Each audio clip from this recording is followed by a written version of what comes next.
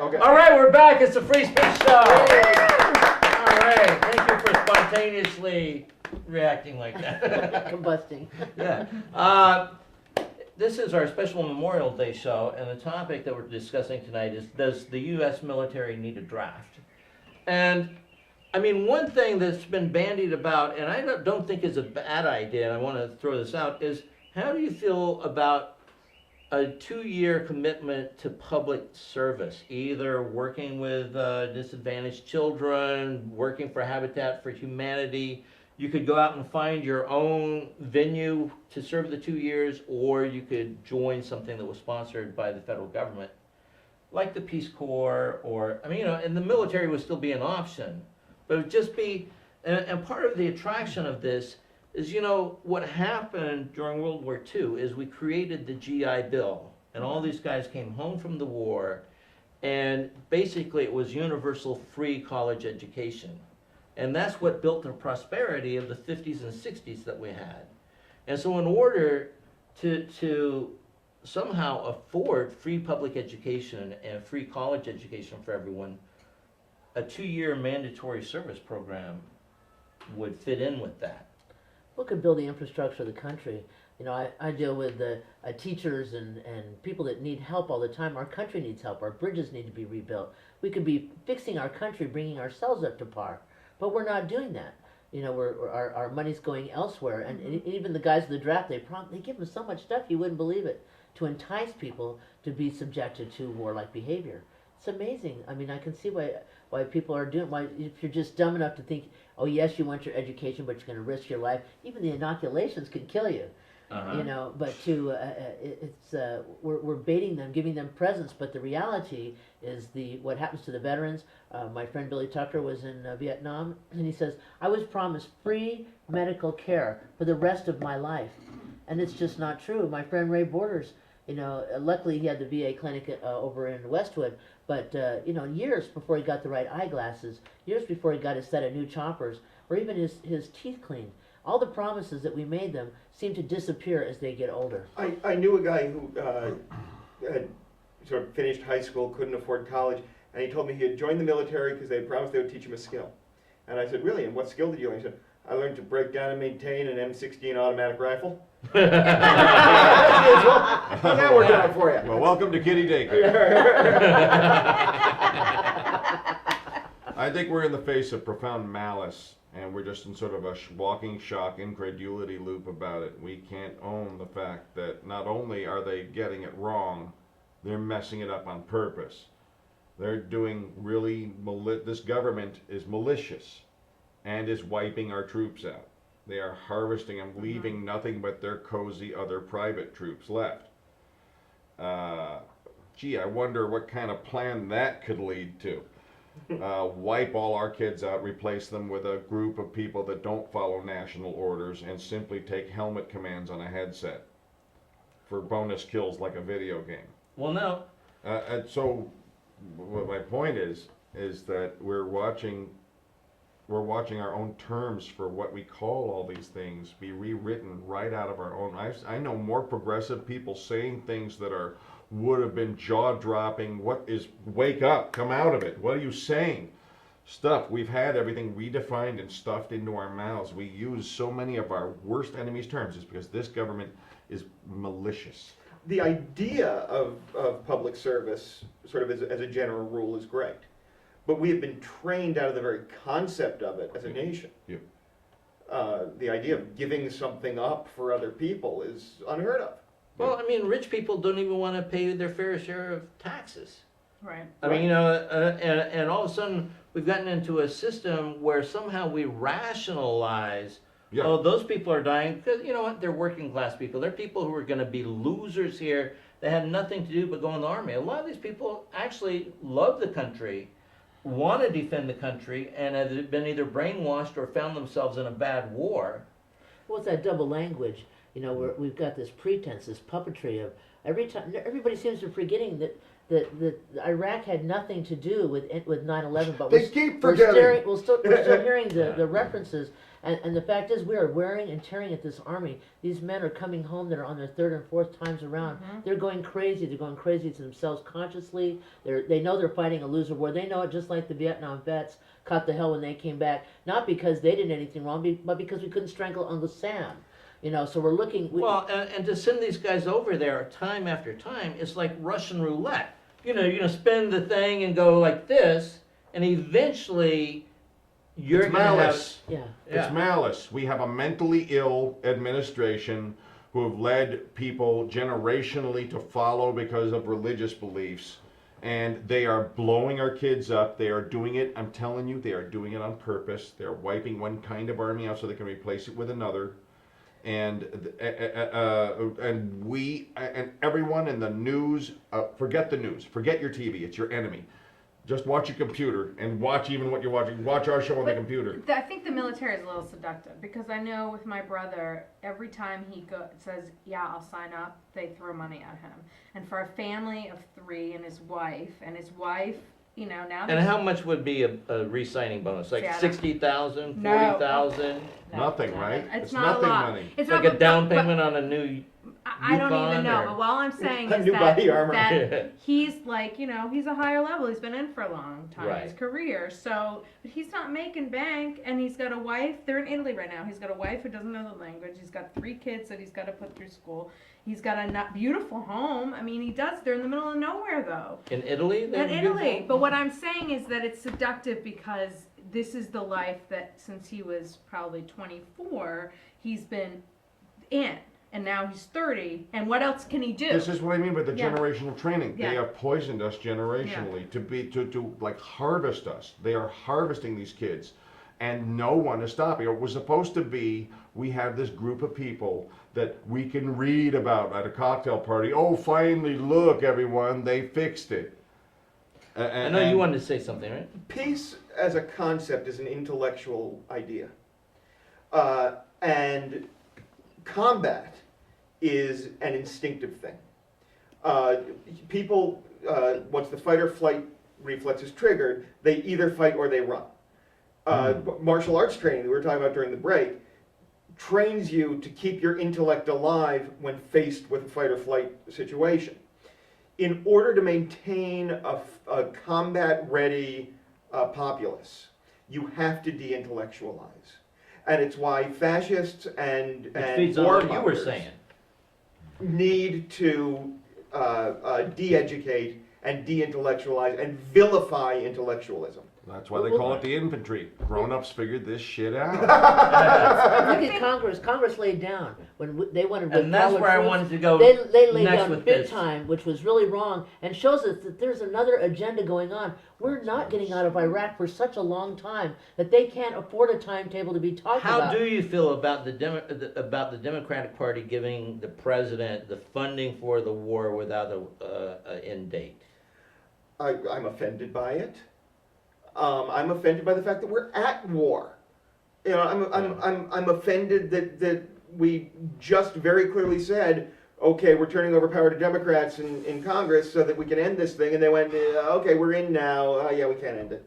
And see, and here's what's happened this week was obviously, you know, both Obama and Hillary voted against the funding because now they know that if you're pro-war, you are not going to win the Democratic nomination. But they It's waited very until convenient for them to make those meaningless votes right Exactly. now. It's Rather so than- easy to show Rather up than now. jawboning their fellow senators. Yeah. See, we're stuck though again. I have to say, we are stuck. John Kerry's from my, state, Massachusetts. He was worthless. I don't He know was if you knew that, worthless, yeah. and he spoke at my high school graduation, and I knew he was worthless then, and he's worthless now. God, there should be another He's a Kennedy rich in boy. He's office, a and it should be rich Mary boy. Kennedy. No, I'm kidding. But the fact of the matter is that he's worthless, and we've got a weak Democratic group, and we've got Clinton and Obama, and and it's the only one that I'm sort of interested in maybe is John Edwards at this point, and I know that's scary, but but I feel like it's so vague and so gray that I don't feel like we have a strong Democrat. Nobody's leading that Democratic vote. No, I don't feel like anyone's leading. I don't trust when the TV tells me we gotta get the most centrist, fascistic, liberal Democrat we can, because America still wants their children, that someone will just catch that torch and run in the same direction as the other president. And I think that's, once again, the media is tricking us. Stop using them for your thoughts. And make Gravel Kucinich a thought. Gravel Yeah. Kucinich, and maybe Ron Paul jumps, Yeah. and it's Kucinich Paul for the Independent Party, because I don't know if I trust the Democrats anymore. I think it's good cop, bad cop, but they're both laughing at us on the other side of the mirror. Right. I mean, the fact that this happened this week demonstrates the lack of backbone of the Democratic Party, and the fact that they'll tell us all the shit they think we want to hear, but when it comes down to taking on the military-industrial complex, They work for them. exactly. But we have a giant embassy that's so big they say it's embarrassing. It sleeps 615 people, and they say now they're going to have to double up. It's barricaded so far back from bombs, they go, what kind of an embassy has to be safe from bombs and terrorist bombings? And it's, Well, but one it's so that's huge. never planning to be involved in Julie? diplomacy. And it's and he's not going to leave. They're not going to leave. So meanwhile, they're all knowing, they're getting information now that we're going to be staying. There's like 20 some odd bases that are being created in Iraq. We're not going anywhere. So all this chatter about troop withdrawal is merely talk for election. It's election talk. Well, They know it's not going to happen. Until we get struck again. I was with Newt Gingrich a couple of nights ago, and right after I blew him, and shortly before he blew me, he told me we're not planning on getting out of Iraq until 2012. I understand Newt's penis can snap off Oh, and geez. confuse you while he gets Yeah. away. Yeah. While the Swedish We've around. turned a horrible corner. No, but I mean, I think here's the thing. I was just pregnant. It took me 9 months to gain a ton of weight. It's going to take me probably 7 years to lose it. And the fact of the matter is we took us how long to get into Iraq? It's going to take us that long to get out. It's not. We just can't leave tomorrow. I mean, we can't. I mean, and also the big guys, my brother's bosses. They don't want it to go because that's their job. No, the That's how Hummer they're trained manufacturers, into it. come on, we're Yeah. blowing up 6 a day. Keep those assembly lines running. I Yeah, know. the U.S. military is very big on we won't leave a single soldier behind, because we're going to leave them all there. We're going to leave, everyone we can send, we're just going to Well, leave that's them the there. underlying lie. See, that's what Yeah. I'm having a problem with. Is all this superfluous information is going on, which means absolutely nothing, while this dark, monolithic piece of shit rolls through our lives, yanking all of our money out of our country to play some oil energy game somewhere else that really we could be changing, but it's all locked up. But they don't talk about it. We don't hear anybody going, "Look at that big pile of shit directing our country." They're not saying it clearly, so we're getting all this miscommunication. Well, and we're engaging in war crimes. I mean, and in many ways, my opinion is that our military find themselves in the same position that the Nazi enlisted men or draftees were in, is what choice do they have? Their government has decided that somehow they need to control the world's resources, and they are out there propagating an evil agenda. And this is part of the reason that we're not bringing them home. You train a group of kids to kill. You send them out to do your bidding. They figure out that they've been sent out to do your bidding because they've been trained to kill. You don't want those people now in your backyard. Right. Oh crap! They know You don't I want lied them to getting them, drunk and they and know how to having shoot me flashbacks from on 2 miles Saturday. away. Right. And you don't want them talking to their friends and really Yeah. telling you what's going on, although people are very mediaized Exactly. now. But here's what's happening, is we're turning that small group of people into nutcases. We're wrecking their families, we're wrecking their lives. I mean, being threatened and endangered, it's one thing to imagine it, but imagine what it is to live it. Right, every and then day. they come back and we don't have the treatment for post-traumatic They're stress ditched. disorder. It's malice. These guys are doing this not in this order. This cannot continue to be a random sequence of events. This is not just ineptitude, because to think of it otherwise is a shocking thing to see. Someone has to be strong enough to put this together and see. It's our kids. It's our babies. Someone be strong enough to see what's happening to our this babies. is fighting war on the cheap. But none of the babies are those Republican guys. That's the problem. None That's of the correct. babies are. They are the hardworking, working class, Democratic. My hope, but in the red states they are Republican. And that's what gets me even Well, and- more kooky. And in but- California, they're Yeah. largely children of Latino immigrants who the military has been a way out of poverty They'll or a give way them to get citizenship. education. Citizenship. And citizenship, They exactly. promise them That's- citizenship. That's really what is most impressive to me about George W. Bush. And that's what, like 20 years it took him to work his way up from town drunk to village idiot to supreme lord of fucking darkness. That's gotta look good on a with resume. a little help from his friend. Yeah, Right, Barbara Bush. Rumsfeld and Barbara Wolfowitz and Barbara. Well, look at Dick Cheney and his wife posing with a new grandchild. Not the mother and her lover and Right. whatever the That other would've third been party simple. is, but they're holding the grandchild. No, they can't. They're not talking about lesbianism being cool or anything. They're just hiding another game from us, trying this pretense to uplift and hold their position in But security. he didn't actually want to be holding the baby. He's just trying to hide his palm where he's got one side of the head of the staff of the Ark of the Covenant burned into You know, Checking behind the kid's ear. we should wrap this show up, and traditionally everybody gets 30 seconds to a minute to give any final thoughts they have on the topic, and we'll start with you, Mary. Any final thoughts about, do we need a draft? I don't think so. Anything military makes me foggy and gray. So my feeling is I would really like us to use what we got and get out of there as fast as we can. I think getting a draft, you end up recruiting people who, first of all, don't want to be there. At least, and the guys that are there now may not want to be there, but at least they've been trained where a lot of them are of the opinion they're fighting for something they believe in. And I just think we get too many people in there that I think it'd be worse if there's a draft. Mary Kennedy. Oh. Dylan. I think we need to evolve to the point, we need to recognize that we've already evolved to the point that we don't need a military. That's it. Dylan Brody, DylanBrody.com.